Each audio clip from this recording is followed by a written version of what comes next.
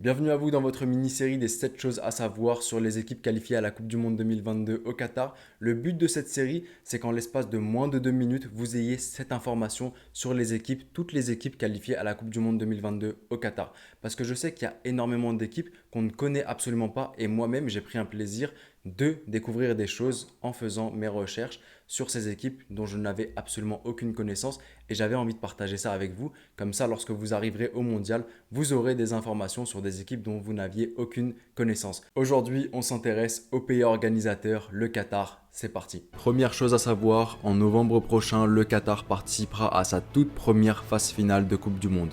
Deuxième chose à savoir, étant donné que le Qatar est qualifié d'office en raison du fait que c'est le pays organisateur, le pays hôte, le pays ne s'est donc jamais qualifié réellement de son histoire en Coupe du Monde. Troisième petite chose à savoir, cela n'enlève cependant en rien de la qualité de l'effectif du Qatar, car c'est l'actuel champion d'Asie, vainqueur de la Coupe d'Asie des Nations en 2019. Quatrième petite chose à savoir, en 2019, la même année où le Qatar a été champion d'Asie, ils ont aussi participé à la Copa América, terminant cependant dernier de leur groupe derrière la Colombie, l'Argentine ainsi que le Paraguay.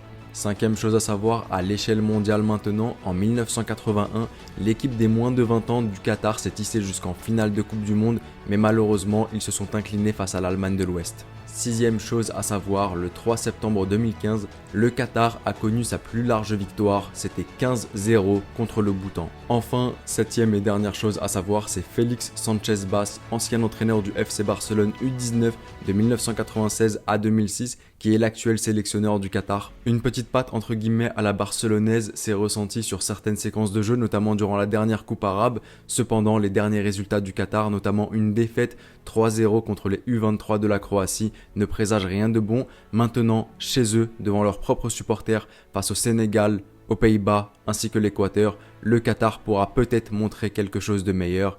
Seul l'avenir nous le dira. On arrive maintenant à la fin de la vidéo. J'espère que vous aurez appris de nouvelles choses en ma compagnie. Moi, j'ai appris énormément de choses sur le Qatar en faisant cet épisode. Dites-moi, vous, maintenant, dans l'espace commentaire, l'épisode que vous attendez avec impatience. Je les ferai tous, mais n'hésitez pas à me dire dans l'espace commentaire l'épisode qui vous hype le plus. C'était le petit pharaon. Prenez soin de vous et de vos proches et je vous dis... Arrivederci.